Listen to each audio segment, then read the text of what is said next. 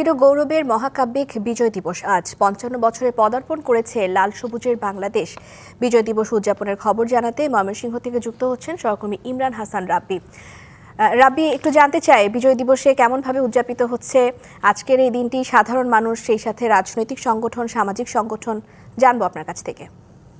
শুভেচ্ছা ময়মনসিংহ থেকে। একেবারে সূর্যোদয়ের সাথে সাথে ৩১ বার প্রবচনের মাধ্যমে দিনের কার্যক্রমে শুরু হয় এবং তারপরই যে রঙিন আয়োজন বিজয় দিবসকে ঘিরে, সেই আয়োজন মার্চ পাস্ট এবং কুচকাওয়াজ, শিশু শিক্ষার্থীদেরকে নিয়ে সেই কুচকাওয়াজ ময়মনসিংহের যে স্টেডিয়াম রয়েছে সেখানে অনুষ্ঠিত হয়েছে।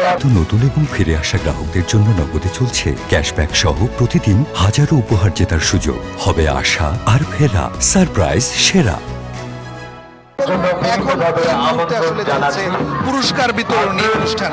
এই পুরস্কার বিতরণী অনুষ্ঠানে আসলে প্রাথমিক এবং মাধ্যমিক পর্যায়ের যারা প্রথম, দ্বিতীয় এবং তৃতীয় হয়েছে তাদের মাঝে পুরস্কার বিতরণ করা হচ্ছে এবং একই সাথে যারা আজকের এই আয়োজনকে ঘিরে ভালো কুচকাওয়াজ উপহার দিয়েছে, প্রদর্শন করেছে, তাদের কিন্তু পুরস্কার প্রদান করা হচ্ছে।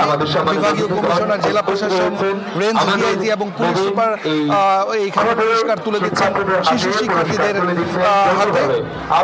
আসলে সকাল থেকে আমরা দেখেছি প্রত্যেকটি বিদ্যালয় থেকে শিক্ষার্থীরা এসেছেন এবং কুচকাওয়াজে অংশ নিয়েছেন।